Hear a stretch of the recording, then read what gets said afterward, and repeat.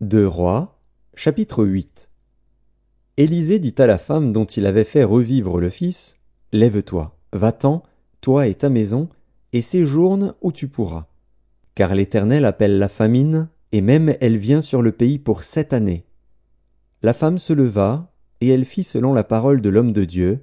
Elle s'en alla, elle et sa maison, et séjourna 7 ans au pays des Philistins. Au bout des 7 ans, la femme revint du pays des Philistins, et elle alla implorer le roi au sujet de sa maison et de son champ. Le roi s'entretenait avec Géasi, serviteur de l'homme de Dieu, et il disait « Raconte-moi, je te prie, toutes les grandes choses qu'Élisée a faites. » Et pendant qu'il racontait au roi comment Élisée avait rendu la vie à un mort, la femme dont Élisée avait fait revivre le fils vint implorer le roi au sujet de sa maison et de son champ. Géasi dit « Ô roi, mon seigneur, voici la femme, et voici son fils qu'Élisée a fait revivre. » Le roi interrogea la femme, et elle lui fit le récit. Puis le roi lui donna un eunuque, auquel il dit « Fais restituer tout ce qui appartient à cette femme, avec tous les revenus du champ, depuis le jour où elle a quitté le pays jusqu'à maintenant. » Élisée se rendit à Damas. Ben-Hadad, roi de Syrie, était malade, et on l'avertit en disant « L'homme de Dieu est arrivé ici. » Le roi dit à Hazaël « Prends avec toi un présent, et va au-devant de l'homme de Dieu. Consulte par lui l'Éternel, en disant « Guérirai-je de cette maladie ?» Hazaël alla au-devant d'Élisée, prenant avec lui un présent, tout ce qu'il y avait de meilleur à Damas, la charge de 40 chameaux.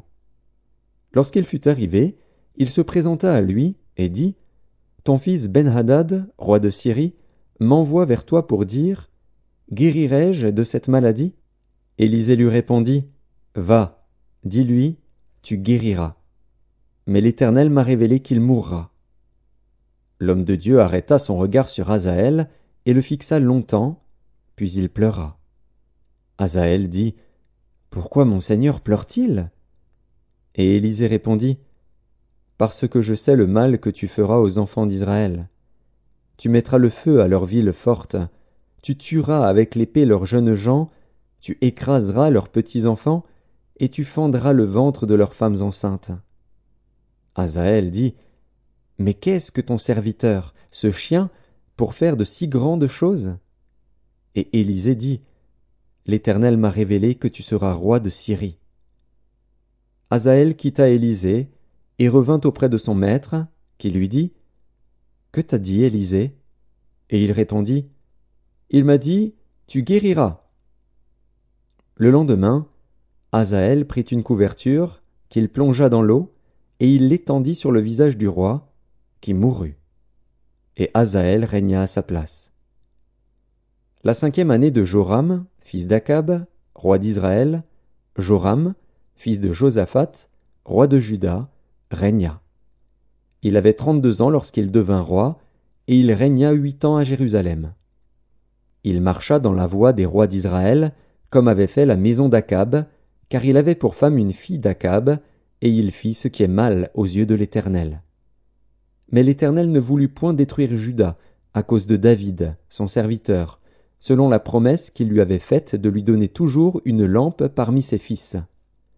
De son temps, Édom se révolta contre l'autorité de Juda et se donna un roi. Joram passa à Tsaïr avec tous ses chars. S'étant levé de nuit, il battit les Édomites qui l'entouraient et les chefs des chars, et le peuple s'enfuit dans ses tentes. La rébellion d'Édom contre l'autorité de Juda a duré jusqu'à ce jour.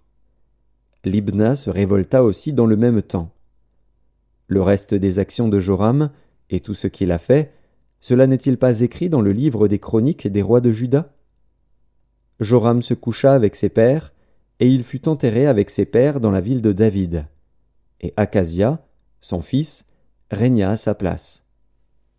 La 12e année de Joram, fils d'Akab, roi d'Israël, Akazia, fils de Joram, roi de Juda, régna. Akazia avait 22 ans lorsqu'il devint roi, et il régna 1 an à Jérusalem. Sa mère s'appelait Athalie, fille d'Omri, roi d'Israël. Il marcha dans la voie de la maison d'Akab, et il fit ce qui est mal aux yeux de l'Éternel, comme la maison d'Akab, car il était allié par mariage à la maison d'Akab. Il alla avec Joram, fils d'Akab, à la guerre contre Hazaël, roi de Syrie, à Ramoth en Galaad. Et les Syriens blessèrent Joram. Le roi Joram s'en retourna pour se faire guérir à Jizréel des blessures que les Syriens lui avaient faites à Rama lorsqu'il se battait contre Hazaël, roi de Syrie. Akazia, fils de Joram, roi de Juda, descendit pour voir Joram, fils d'Akab, à Jizréel, parce qu'il était malade.